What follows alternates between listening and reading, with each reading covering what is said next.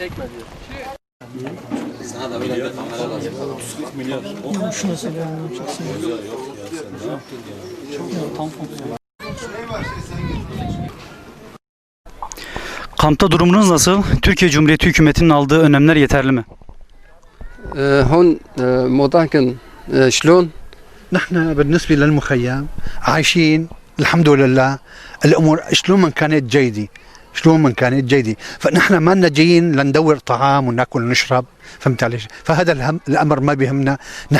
نحن بغربة وبعيدين عن وطننا وبعيدين عن أهلنا، بنحب نكون مثل مثلا الأتراك الآن آمنين في بلدنا، آمنين في أهلنا. Diyor ki biz burada geldik, burada memnunuz, şu an durumumuz iyidir, burada iyi bakılıyor. Yalnız bu şeyden şikayetçidir. Yani biz diyor ki umuyoruz ki bu savaş bitsin ve biz de kendi yurdumuzda, kendi vatanımıza dönelim. Akrabalarımız var orada. Zor durumda olan akrabalarımız var. Yıkılan evlerimiz. O kendi şeyini anlatıyor. Kofi Annan'la ilgili Evet. bahsettiği şeyler de vardı. Efendim? Kofi Annan'la ilgili bahsettiği. Kofi Annan'dan söz ettiği de ondan memnun değil. Diyor ki gelmiş, yani ondan memnun olmadığını anlatıyor. Diyor bizim binalarımız yıkılıyor, evimiz yıkılıyor, barkımız yıkılıyor. Hala bir sorunu çözecek arayıştalar. Onu da bir türlü yapamıyorlar. Yani Peki Suriye'de kalan yakınlarıyla iletişimleri kurabiliyorlar mı? Onu da sorabilir miyiz? soralım. أهلكم في سوريا ترون بعضكم أو لا يجي خبر من هناك؟ خبر يجي أنا متصل عن طريق التليفون. أطفال وين هاي اللي عم ينادوا فيها كلها أصبحت كاذبة. هراء هراء. أيوة. Ailesinden bazen telefonla, akrabalarından bazen telefonla görüşüyor. Bazen gelenlerden soruyor. Ve 21 tane şehidi olduğunu söylüyor. Başta oğlu olmak üzere. Ve bunu söylüyor. Başka daha Suriye'deki karışıklıklar bitince dönebileceklerini öğrenebilir miyiz? كيف حالك؟ اهلا وسهلا بك السلام عليكم تفضل. حجي في سوريا بعد لا يخلص هذا الحرب ترجعون لموضعكم.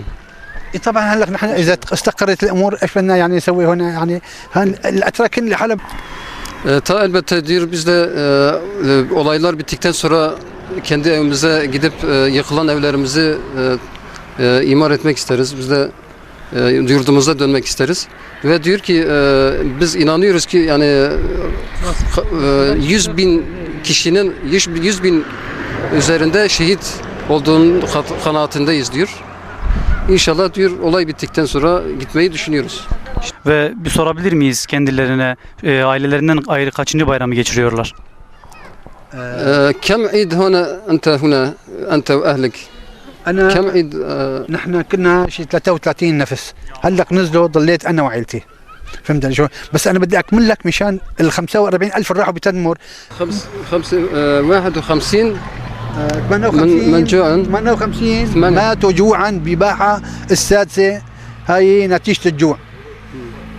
نعم. كم سنة أنت هنا؟ من أيمتى أنت هنا؟ أنا صار لي هلا سنة وشهر من 3 رمضان. سنة وشهر. صليت من 3 رمضان هذاك لهذا رمضان لهلا لبكره بيصيروا سنة وشهر. Geçen seneden gelmiş bir sene bir aydır burada, 13 ay yani 2 Ramazan geçiriyor burada. Ve evet ve 28 kişi 58 kişinin böyle açlıktan öldüğünü gördüğünü söylüyor. İslam aleminin duyarlı olmasını istiyor. Yani bizim diyor her gün görüyoruz basınlarda yüzlerce kişi katlediliyor. Ya buna göz yummayalım diyor. Bir karara inşallah varılsın diyor yani. Başka da şükran leke. Welcome. Evet değerli izleyenler, İlki Haber Ajansı olarak bizler Altınözü Boynuyen konaklama tesislerinde Suriye'den gelen vatandaşlarla röportaj yaptık. Şu anda gerçekten durumlarını burada görüntülemeye çalıştık. Bizler de hep beraber Umutler'in vesilesiyle buraya geldik. Umutler böyle bir etkinlik yapacağını ve kendilerinin gelip buradaki vatandaşları ziyaret edeceğini bizlere bildirdi. Bizler de İlki Haber Ajansı olarak kendilerine katılmaya karar verdik ve burada gelip Suriye'den gelen vatandaşların durumunu gözlemlemeye çalıştık. Gerçekten durumları çok kötü olmamakla beraber hükümetin kendilerine yaptığı yardımlardan memnun olduklarını söylüyorlar ama yine de bir vatan özlemi hissettiklerini ve bunu yaşadıklarını bizlere belirttiler. Kendileri burada yapılan yardımlardan çok memnun olduklarını ama en kısa sürede oradaki olayların bitmesi gerektiğini ve bittiği anda da ülkelerine dönüp kendi yerleşim yerlerini imar edip oraları inşallah tekrardan dönmeyi düşünüyorlar. Yüz binlerce şehitlerinin olduğunu söylüyorlar. İnşallah bizler de buradan bu bayram günü oradaki çalışmanın bitmesi dileğiyle kamptaki ziyaretimizi noktalandırıyoruz. Şimdi Umutdere Başkanı Selahattin Yenay hocamızla birlikteyiz. Kendileri Altınözü Boyunöğün konaklama tesislerine Suriye'den gelen vatandaşları ziyaret için geldiler. Evet hocam, Suriye'den gelen vatandaşlarla görüştünüz, konuştunuz, onların dertlerini dinlediniz. Ne gibi izlenimler elde ettiniz?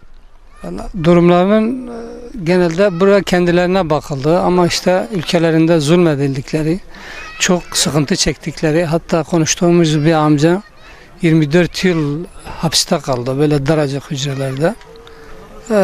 Baskı gördüklerini anlattılar. Biz zaten buraya geliş amacımız dedik bir sivil toplum kuruluşu olarak nasıl yardım edebiliriz, imkanımız çerçevesinde nasıl yardımcı olabiliriz diye gelip hem ziyaret edelim hem dertleşelim.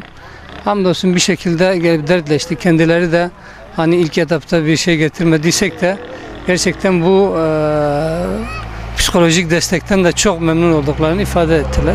Peki Umutdere olarak kendilerine herhangi bir şekilde yardım yapmayı, gerek maddi gerekse gıda gibi yardımlar yapmayı veya yapılması için gerekli tedbirler almayı düşünüyor musunuz? Şimdi biz az önce içeride yetkililerle görüştük. Kendileri dedi aralarında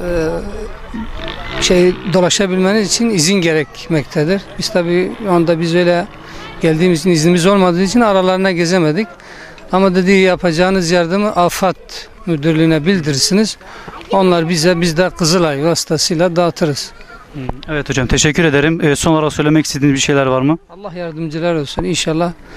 Zaten sivil toplum kuruluşları olsun, hayır sahipleri olsun, gerek bunlar olsun, gerek tüm muhtaç ve mağdurlara yardım etmemiz gerektiğine inanıyoruz inşallah. Evet değerli izleyenler, Umutdere Başkanı Selahattin Yenay hocamızla yaptıkları ziyaretler hakkında bilgi aldık.